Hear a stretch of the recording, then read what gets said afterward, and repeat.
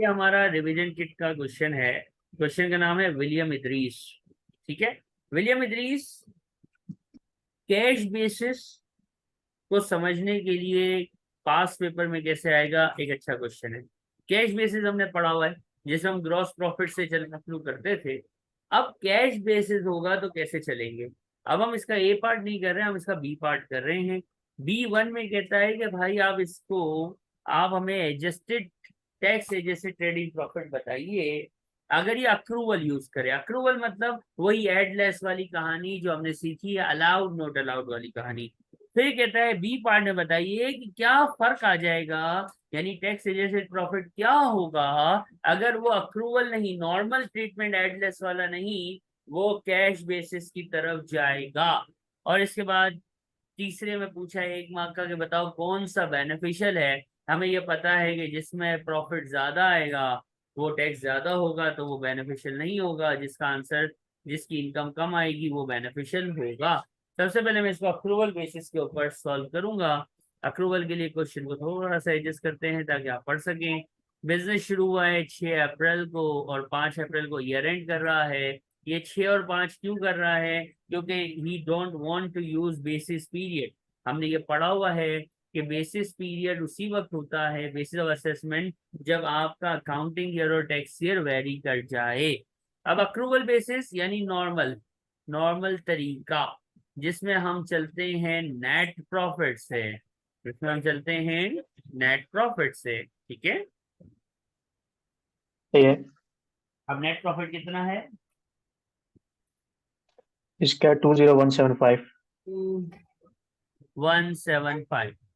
Gross profit छोड़ देते हैं और एक एक चीज को देखते रहते हैं।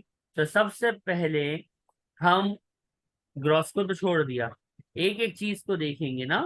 अब एक एक चीज क्या है, सबसे पहले सही है। यूटिलिटीज का कोई खर्चा दिया हुआ है। नोट नंबर 2 है, नोट नंबर 2 है। नोट 2 में क्या बोल रहा है, कहता है Idris paid for hmm. 95% of his purchases of this by this and this remainder in May, and there is no closing inventory.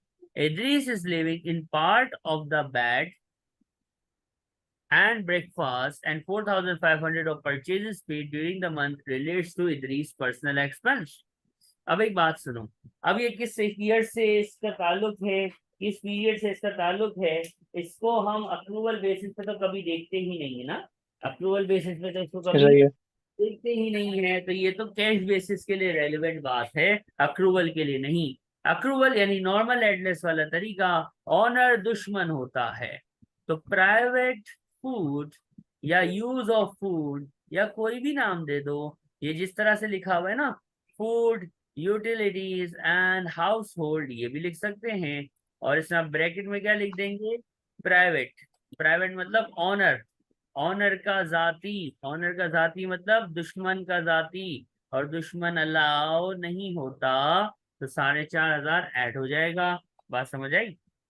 इसके बाद अगला है सही है। डेप्रिसिएशन। हमें ये पता होना चाहिए, ये याद होना चाहिए, depreciation is not allowed. Depreciation is, बिल्कुल सही। डेप्रिसिएशन ऐड बैक हो जाएगा। इसके बाद अगला है कार एक्सपेंसेस। कार एक्सपेंसेस में क्या कहता है, अब देखो डेप्रिसिएशन के नोट में डिटेल है कि क्या खरीदा क्या बेचा, हमें ये पता है। ये CO2, ये एडिशंस की डिटेल पर्सनल कैपिटल अलाउंस के लिए रेलेवेंट है। अभी इसका कोई खास काम नहीं है, इसलिए मैंने नोट 3 को नहीं पढ़ा है। कार एक्सपेंसेस को मैं देखूं नोट 4 में कहते हैं 13,000 माइल जो है ना, वो किसके लिए चलाए हैं इसने,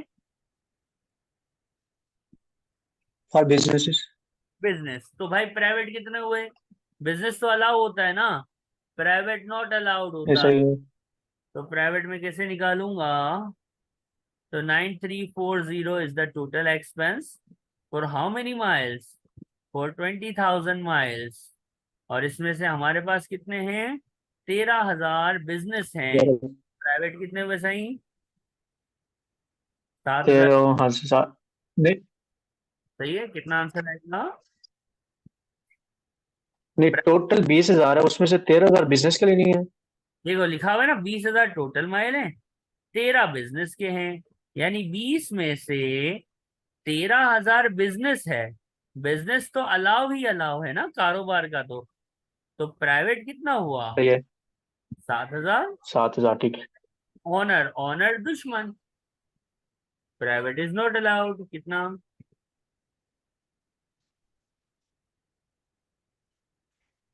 ये 32। 69। एक मिनट। सही है। फिर है हमारे पास अदर एक्सपेंसेस का नोट, जिसमें कहता है other expenses are allowed. Paid and paid का काम अक्रूवल में तो देखते ही नहीं है ना, वो तो कैश बेसिस के अंदर होता है। अलाउड मतलब सब अलाउ, माफी मुश्किल। आंसर आएगा adjusted trading profit. Adjusted trading profit कितना आएगा ये आप कैलकुलेटर पे बताएंगे। और जब एडजस्टेड ट्रेडिंग प्रॉफिट आपके पास आ जाएगा, तो फिर हम क्या करेंगे? हम क्या, कैपिटल अलाउंस माइनस, नहीं पहले बेस पीरियड नहीं लगाएंगे, नहीं वो टैक्स से बुलाकर में लगाएंगे। वो तो कैपिटल अलाउंस के बाद बेसिस पीरियड की कहानी है ना, और इसमें तो टैक्स ईयर और ठीक है। अकाउंटिंग सेम है, तो बेसिस पीरियड या नहीं। ठीक है, कैपिटल अलाउंस की होगी सही है। 1, और आ जाएगा टैक्स एडजस्टेड ट्रेडिंग प्रॉफिट। और यही होगा इस सवाल के लिए खास है, यही होगा ट्रेडिंग इनकम। क्यों बेसिस पीरियड निष्ठा? क्रेडिट बेसिस पीरियड इसलिए नहीं होगा क्योंकि मेरे भाई यहाँ पे अकाउंटिंग ईयर और टैक्स ईयर सेम है। बात समझ आती है? बिल्कुल सही। अब हम सही है। ये अमाउंट कितना आएगा ये बताना जरा। 29,194। 29,194। कैपिटल अलाउंस निकालने चलते हैं, नोट नंबर 3 से मिलेगा। कोई वो दिया हुआ है क्या, क्या कहते हैं उसको, मीन पूल का ओपनिंग बैलेंस बैलेंस कहीं दिख रहा है? नहीं, इसमें तो नहीं दिया हो। कुछ भी नहीं है, यानी अपना मेन पुल बेचारा खाली पड़ा है।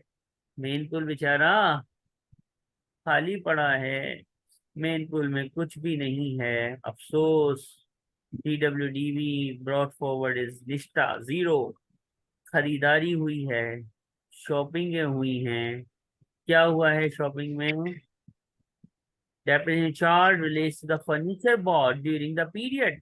अरे बाबा फर्नीचर खरीदा, क्वालिफाइंग फॉर AIA, फर्नीचर पे AIA लगता है। बिजनेस का आखिरी साल होता है तो AIA नहीं लगता, वरना तो लगता है। गरीब कंपनी गरीब है, AIA 3,500 की शॉपिंग करेगा, 1 मिलियन का अलाउ था, लेकिन इस गरीब को कम खर्च करने की वजह से 3,500 का ही कैपिटल अलाउंस मिला है। फिर इसने कुछ और सही है। कहा, इसी नोट में लिखा हुआ है पर गाड़ी खरीदी है, नॉट क्वालिफाइंग की हेडिंग आएगी। और ये हम सारा पढ़ चुके हैं बड़ा डिटेल में। गाड़ी का CO2 है नहीं, अपना सही है। 35, मतलब 1 से 50 वाली गाड़ी है, और इसमें प्राइवेट यूज भी है। अरे सर आपको कैसे पता चला इसमें प्राइवेट यूज है? इधर तो कहीं नहीं लिखा हुआ। तो बेटा नोट 3 में नहीं लिखा हुआ, लेकिन नोट 4 में तो लिखा हुआ है ना, कि ये गाड़ी में आप बिल 7,000 किलोमीटर प्राइवेट चले हो। लिखा हुआ नहीं लिखा हुआ? लिखा हुआ है। 7,000 kilometre out of 13,000 kilometre private चले हो, तो कितना परसेंटेज हुआ?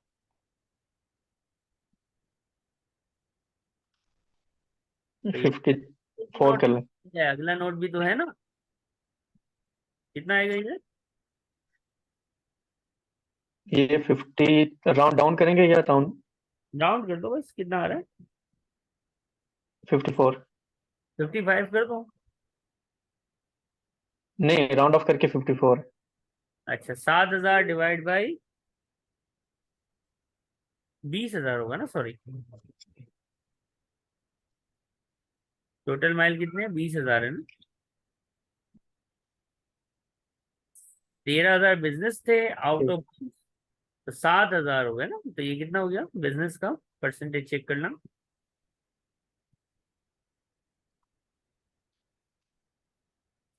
20,000 में। 35%। हाँ 35। 35% प्राइवेट हो गया, 35% प्राइवेट। कोई मसला यहाँ तक? नहीं सही है। कितने की गाड़ी है भाई? नो, गाड़ी परचेस किया है 9,000। 9,000 की परचेज की है ना, तो 9,000 मैंने यहाँ लिख दी। अब कोई डिस्पोजल नहीं, इसके अलावा कोई एडिशन नहीं। टोटल करूंगा, यहाँ 0 और यहाँ 9,000। जब आखिरी आखिरी होता है तो WDA लगता है 18%। स्पेशल पूल नहीं है ना, मेन पूल भी नहीं है, नहीं खत्म। सही है। यहाँ कितना आएगा 18% ऑफ 9,000? 1620। 16, 20। सॉरी। और TWDB या पेपर का फॉर्मेट है ना, तो हमें तो पूरा लिखना होता है ना। और हमें ये पता है प्राइवेट यूज हो तो सिर्फ बिजनेस पोर्शन, 35% इज प्राइवेट। तो बिजनेस कितना होगा? 100 में से 35 गए तो 65 रह गया। 65। नहीं सही है। 1053। और 53। प्यारा कैपिटल अलाउंस आ गया 3,500, और ये तो है 4553। ये आ गया भाई कैपिटल अलाउंस। बड़ा डिटेल में पढ़ा था, इसलिए अभी हमने थोड़ा सा इसको फास्ट फॉरवर्ड किया है, क्योंकि हमने इसके 15-16 सवाल किए हुए हैं। ठीक है। नहीं सही है। और ये आ सही गया। है, ये ट्रिक के पास यही था। जी। प्राइवेट यूज के लिए जो है ना। हाँ ये देखो, ये जब ऐसे क्वेश्चन करते हैं ना प्रैक्टिस, तो हमें ये एक आइडिया होता है कि एग्जामिनर किस तरह से खेलता है। एक नोट में एसिड की इंफॉर्मेशन देता है, और अगले नोट से हमें पता चल रहा होता है कि इसमें कोई प्राइवेट यूज भी है। समझ रहे हो? सही है। तो ये इस क्वेश्चन से आपने देखा कि नोट 3 और 4 को मिला के पढ़ने की जरूरत थी। कितना आ जाएगा ट्रेडिंग इनकम?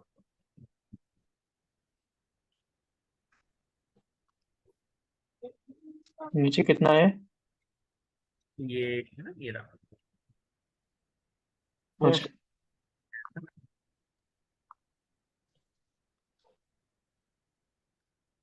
24641। ये हमारे पास अक्रूवल बेसिस का आंसर आ गया, कि अगर ये कंपनी अच्छे बच्चों की तरह अक्रूवल बेसिस चलाए, जो कि एक नॉर्मल प्रोसेस है, नॉर्मल तरीका है, तो ये कंपनी का ट्रेडिंग इनकम, क्योंकि बेसिस पे लगेगा नहीं, से 24641 आएगी। Any questions? नहीं ये तो सही है। अब ये तो था 4 मार्क का। अब आपको लग रहा होगा कि 4 मार्क्स के लिए बहुत ज्यादा काम करवाया है, तो सही बात है, इसमें थोड़ा ज्यादा काम करवा लिया है उसने, क्योंकि चीज मुश्किल नहीं है। तो वो टाइम किलिंग के लिए इस क्वेश्चन को एग्जामिनर ने यूज किया होगा, कि बच्चे इस पे ज्यादा टाइम स्पेंड करके खुश हों, मैं उनको दूंगा सिर्फ 10 मार्क, और उनका टाइम जाया करवा दूंगा। तो बच्चे ऐसे होते हैं जो टाइम जाया कर लेते हैं। अब इसका सेकंड पार्ट बड़ा डिटेल्ड हमने पढ़ा, कैश बेसिस। कैश बेसिस से खेलना है, कैश बेसिस से खेलना है। सॉरी।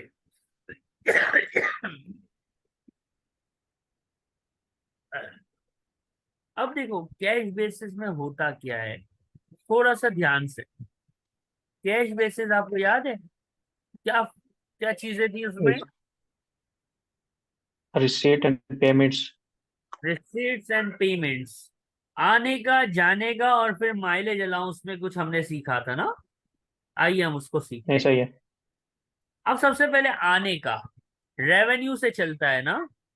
रेवेन्यू का नोट है, देखो नीचे रेवेन्यू दिया हुआ है 49,910। कैश बेसिस मतलब नोट, कायदे आजम, पाउंड्स। देखो कितना पैसा अभी मिलना बाकी है। 10275 अभी नहीं मिला। कितना पैसा नहीं मिला है, इसका मतलब मिला कितना? 39635।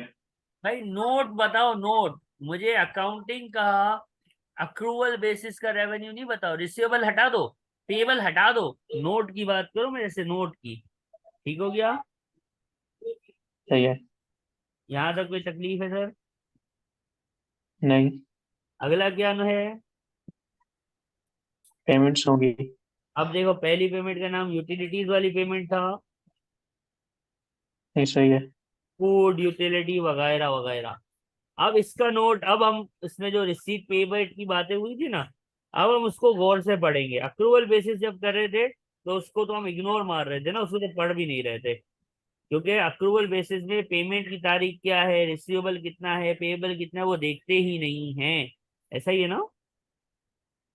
नहीं, सही है। अब देखो जरा इसमें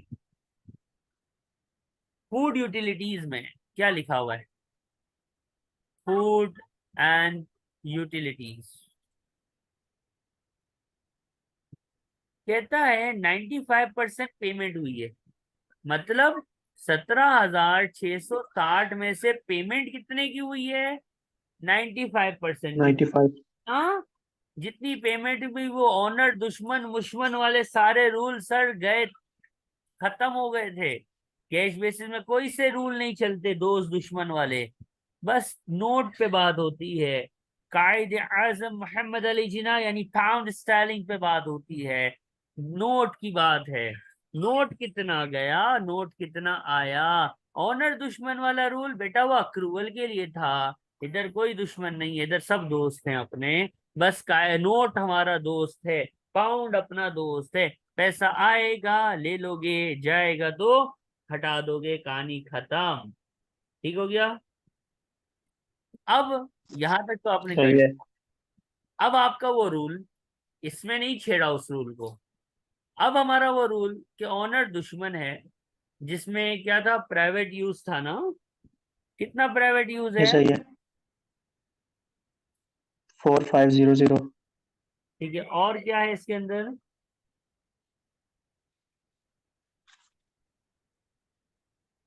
सॉरी, सीक्वेंस वाइज चलते हैं ना, एक मिनट रुकना जरा।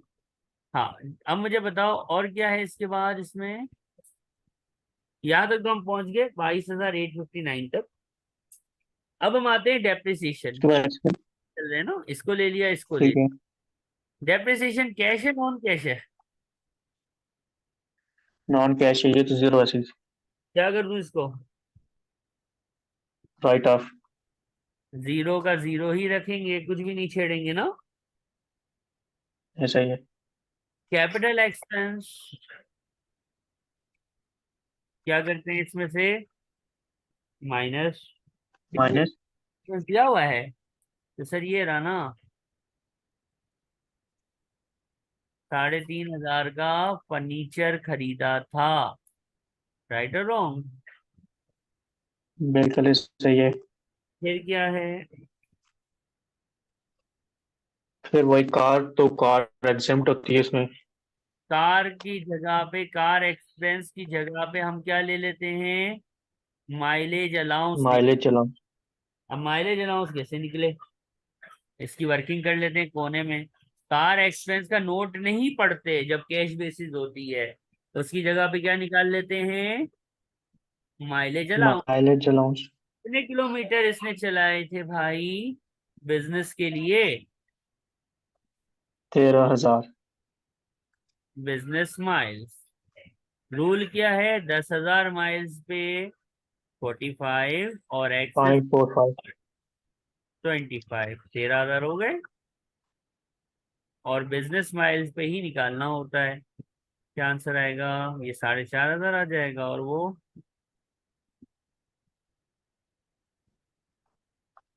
750। 5250। ये सही है। ये भी माइनस हो गया, और ये भी हो गया, ये भी हो गया। डेप्रिसिएशन को कुछ नहीं छेड़ना होता। कार एक्सपेंस की जगह माइलेज अलाउंस निकालना होता है। अदर एक्सपेंस का नोट पढ़ो। नोट की बात है ना बाबा, अदर एक्सपेंस में कुछ लिखा हुआ था कि कुछ अनपेड हैं। 1485 में से कितना अनपेड है भाई? 400। जो अनपेड है वो कभी भी हम यहाँ माइनस नहीं कर सकते। करेक्ट और रॉन्ग? ये सही है।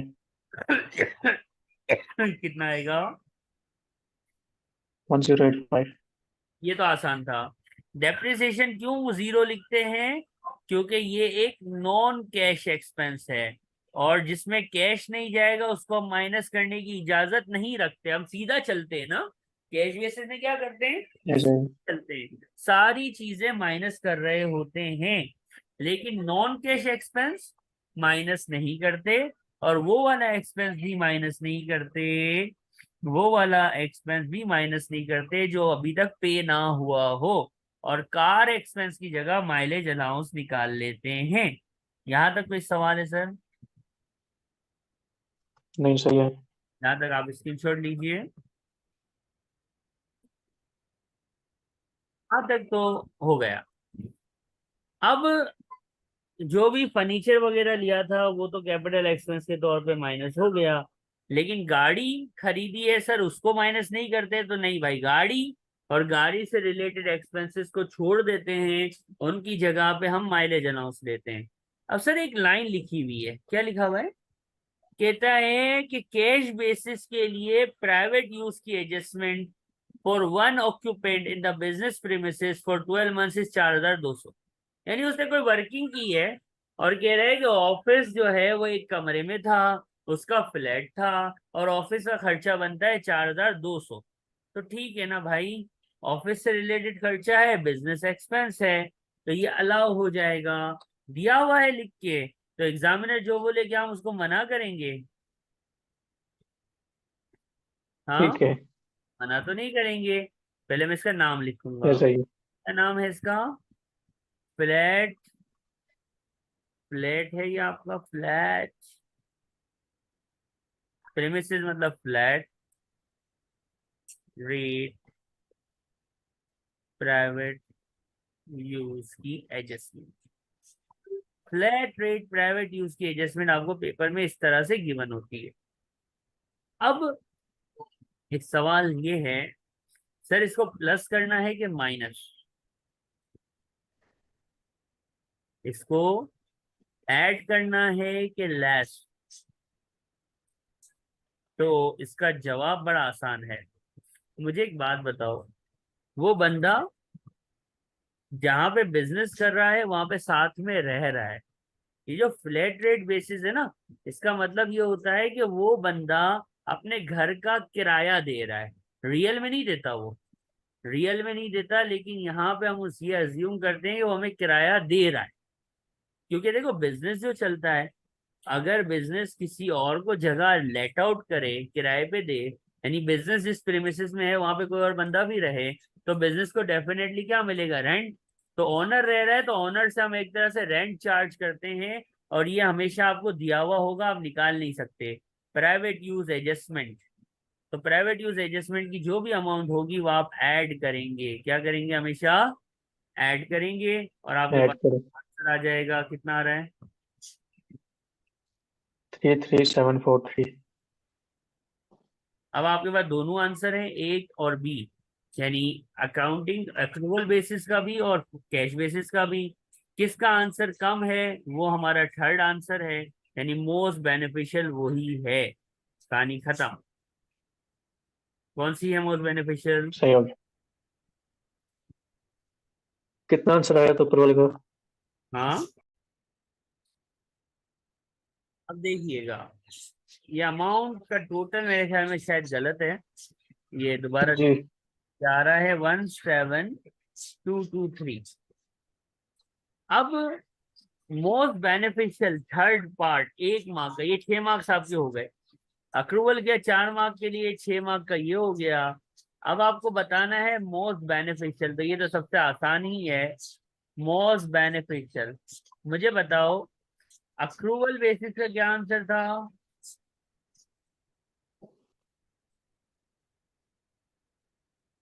ये अक्रूवल था, ठीक है। तो क्या आंसर है? डिफरेंस कितना है दोबारा। जी? 7,418। सही है, 7418। अब 7,418 अक्रूवल बेसिस में प्रॉफिट कम है, इसमें ज्यादा है, तो मुझे क्या कहना पड़ेगा? Using cash basis is most beneficial for Mr. Idris. Am I right or wrong? बिल्कुल सही है। लेकिन एक बात यहाँ पे जरूर बता देना कि वो कंडीशन कि कैश बेसिस हर बिजनेस इस्तेमाल नहीं कर सकता। कैश बेसिस सिर्फ वो बिजनेस इस्तेमाल कर सकता है। क्या शर्त है याद है? जिसकी कैश सोल प्रोप्राइटर हो। अप टू 1.5 लाख हो, जिसकी रिसिट्स, जिसका नोट का आना 1.5 लाख तक हो। ये बंदा देखो, ये तो कितना, इसके बाद रिसिट कितनी हो रही है, बहुत कम हो रही है, 40,000 भी नहीं है, 39,000 समथिंग है। तो इसका मतलब ये हुआ कि ये बंदा 1.5 लाख के अंदर अंदर रिसिप्ट कमा रहा है, नोट इसके बाद 1.5 लाख के अंदर अंदर आ रहा है। इसका मतलब ये बंदा जो है वो कैश बेसिस कर सकता है। और अगर ये करेगा कैश बेसिस तो इसकी इनकम 7,418 पाउंड से कम आएगी। और इनकम कम तो टैक्स ऑटोमेटिकली क्या हो जाएगा, कम हो जाएगा। And that's it for this question. थोड़ा सा मजा आता है इस क्वेश्चन को करने में। और इस क्वेश्चन से हमें ये जो ब्लू कलर में हाईलाइट है ना, फ्लैट की एडजस्टमेंट, फ्लैट की एडजस्टमेंट हमेशा प्लस होनी है और ये बताई जाएगी कैश बेसिस के लिए, ये सीखने का मौका मिलता है। बाकी तो ये सारा वही है कि डेप्रिसिएशन कैश बेसिस में माइनस नहीं करते, गाड़ी के अलावा कोई भी कैपिटल एक्सपेंस हो वो माइनस करते हैं।